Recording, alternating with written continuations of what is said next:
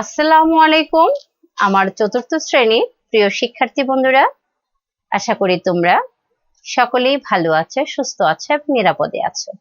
আমি নাজমুন নাহার, সহকারী শিক্ষক, engineering university girls school and college. আজকের বিষয় বাউবি। বাউবি আজকে অধ্যায় 11 পার্ট 3 ও 4 করাবো। অধ্যায় 11 পার্ট 3 ও 4। অধ্যায় 11 কি আছে? বাংলাদেশের ভূপ্রকৃতি। আর পার্ট 3 কি আছে? বঙ্গোপসাগর। আজকে বঙ্গোপসাগর সম্পর্কে কিছু আলোচনা করব। তোমরা একটু স্ক্রিনে দেখো। বঙ্গোপসাগর বাংলাদেশের দক্ষিণে অবস্থিত। বঙ্গোপসাগর কোন দিকে অবস্থিত? বাংলাদেশের দক্ষিণে অবস্থিত। আচ্ছা, এ পাঠে আমরা বঙ্গোপসাগরের আশপাশ 3টি আকর্ষণীয় স্থান সম্পর্কে জানব। মানে বঙ্গোপসাগরের আশেপাশে 3টা স্থান সম্পর্কে এই পাঠ্য বইয়ে দেওয়া আছে, সেই সম্পর্কে আজকে আলোচনা করব। প্রথমেই আমরা জানব সুন্দরবন সম্পর্কে। সুন্দরবনটাকে বাংলাদেশের দক্ষিণ পশ্চিমে বঙ্গোপসাগরের তীরে অবস্থিত সুন্দরবন। সুন্দরবন কোথায় অবস্থিত হয়ে গেল প্রশ্ন, এবং তার উত্তর। এ বনের নাম সুন্দরী গাছের নাম অনুসারে হয়েছে। এ বনের নাম কার নাম অনুসারে হয়েছে? সুন্দরী গাছের। এই বন দেশের উপকূলীয় অঞ্চলকে ঝড় ও জলোচ্ছ্বাস থেকে রক্ষা করে। এই সুন্দরবন এ কাছের যে এলাকাগুলো আছে, উপকূলীয় এলাকা, সেটা ঝড় এবং জলোচ্ছ্বাস থেকে কি করে? রক্ষা করে। এটি পৃথিবীর ম্যানগ্রোভ বিখ্যাত ম্যানগ্রোভ বন। পৃথিবীর ম্যানগ্রোভ বনের নাম কি? সুন্দরবন। এই বনে বাস করে পৃথিবীর বিখ্যাত রয়্যাল বেঙ্গল টাইগার। এছাড়া আছে চিত্রা, বন্য শূকর, সজারু আর পাখি। বনের মাঝ দিয়ে বয়ে গেছে অসংখ্য খাল ও ছোট ছোট নদী, যেখানে বাস করে কুমির, সাপ ও মাছ। এই খাল আর ছোট নদী সুন্দরবনের মাটিকে করেছে উর্বর। এই খাল এবং এই ছোট নদীগুলো সুন্দরবনের মাটিকে উর্বর করেছে। এরপরে আসো কক্সবাজার। কক্সবাজারে দেখো কি আছে। কক্সবাজার পৃথিবীর দীর্ঘতম বালুকাময় সমুদ্র সৈকত। এটা কি সমুদ্র সৈকত? দীর্ঘতম এবং বালুকাময়, মানে বালু বেশি। ঠিক আছে। এটি চট্টগ্রাম বিভাগের কক্সবাজার জেলায় অবস্থিত। কোন বিভাগে? চট্টগ্রাম বিভাগে। জেলা কোনটা? কক্সবাজার জেলায়। এই সৈকত বঙ্গোপসাগরের উপকূল বরাবর 120 কিলোমিটার পর্যন্ত বিস্তৃত। কত কিলোমিটার?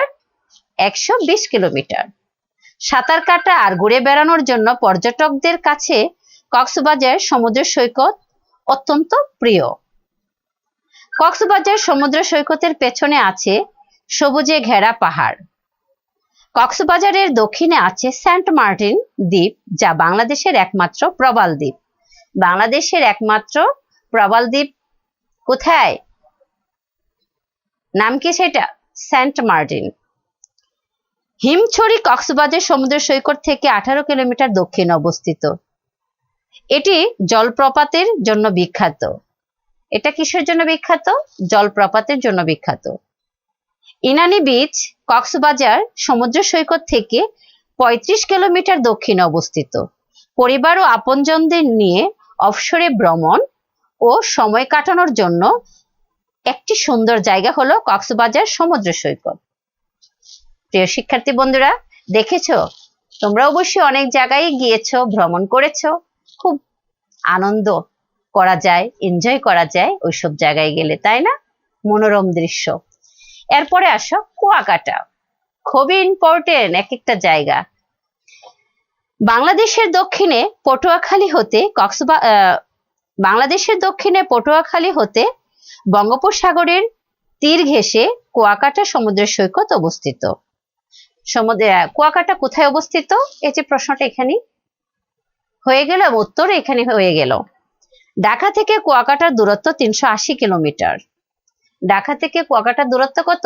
380 কিলোমিটার। কুয়াকাটা শব্দের অর্থ হলো কুয়া খনন করা।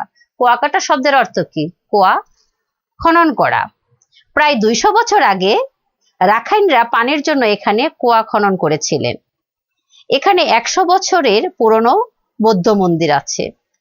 শীতে এখানে অনেক অতিথি পাখি আসে। এটি বাংলাদেশের একমাত্র সমুদ্র সৈকত যেখানে সাগরের মধ্যে সূর্যোদয় ও সূর্যাস্ত দেখা যায়। অপূর্ব প্রাকৃতিক সৌন্দর্যের কারণে কুয়াকাটাকে বলা হয় সাগর কন্যা। সাগর কন্যা বলা হয় কাকে বা কেন বলা হয়? এই যে একটা প্রশ্ন, এই প্রশ্নটা এখানে উত্তর দেওয়া হয়ে গেল। প্রশ্নটা তোমরা করে ফেলতে পারো, পরীক্ষাতেও আসতে পারে। কুয়াকাটা হিন্দু ও বৌদ্ধ ধর্মাবলম্বীদের তীর্থস্থান। আচ্ছা, তাহলে এই যে 57 পৃষ্ঠাটা, সেটা তোমাদের SW রইল। কিছু কিছু প্রশ্ন আছে, সেই প্রশ্ন সুন্দরবন, কক্সবাজার, কুয়াকাটা, এটা আকর্ষণীয় কিছু দর্শন স্থানের নাম লিখবে, কি কি স্থানের নাম দেওয়া আছে। নিচে আকর্ষণীয় যে ডান বাম মিলাবে। উপরে আছে পর্যটকদের, এখানে যে প্রশ্নগুলো আছে সেগুলো নিজেদের মতো করে SW করবে। এখন আসো পার্ট 4। পার্ট 4 হলো দর্শনীয় পাহাড়ি এলাকা। এ পার্টে আমরা বাংলাদেশের 3টি আকর্ষণীয় পাহাড়ি এলাকা সম্পর্কে জানবো। ওখানে 3টা স্থান সম্পর্কে জেনেছি, এখন পাহাড়ি এলাকা সম্পর্কে জানবো। প্রথমে বান্দরবান। বান্দরবানটা দেখি। বান্দরবান বাংলাদেশের দক্ষিণ পূর্ব দিকে অবস্থিত একটি পাহাড়ি জেলা। এখানেই আছে বাংলাদেশের সর্বোচ্চ পাহাড়ের চূড়া তাজিং ডং। বাংলাদেশের সর্বোচ্চ পাহাড়ের চূড়ার নাম কি? তাজিং ডং। এর আগেও পড়িয়েছিলাম।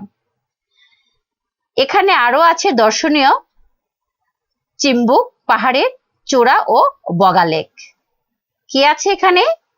দর্শনীয় চিম্বুক পাহাড়ের চূড়া ও বগা লেক। মিলানছড়িতে আছে শৈলপ্রপাত নামে এক পাহাড়ি ঝর্ণা। সেই পাহাড়ি ঝর্ণার নাম কি? শৈলপ্রপাত নামে পাহাড়ি ঝর্ণা। এখানে সারা বছর, এছাড়া সারা শহর জুড়ে আছে অসংখ্য বৌদ্ধ মন্দির। স্থানীয় ভাষায় এই মন্দিরগুলোকে বলে কিয়াং। স্থানীয় ভাষায় এই মন্দিরগুলোকে কি বলে? কিয়াং বলে। এরপরে আসো রাঙামাটি। দেখি রাঙামাটি, আরো সুন্দর জায়গা। রাঙামাটি বাংলাদেশের আরো একটি পাহাড়ি জেলা। এর পাশ দিয়ে বয়ে গেছে কাপ্তাই হ্রদ। রাঙামাটির পাশ দিয়ে কোন হ্রদ বয়ে গেছে? কাপ্তাই।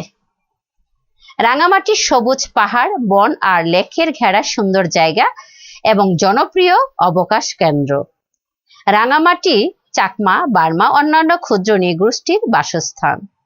তাই এখানে তাদের হাতে বানানো পোশাক ও হাতির দাঁতের গহনা পাওয়া যায়। এখানে একটি ক্ষুদ্র নৃগোষ্ঠীর জাদুঘর আছে, আরো আছে ঝুলন্ত সেতু। এই যে ছবিটা দেখছো, ঝুলন্ত সেতুর। এরপরে আসো জাফলং। সিলেট বিভাগের উত্তরে হিমালয় পাহাড়ের পাদদেশে জাফলং অবস্থিত। জাফলং কোথায় অবস্থিত?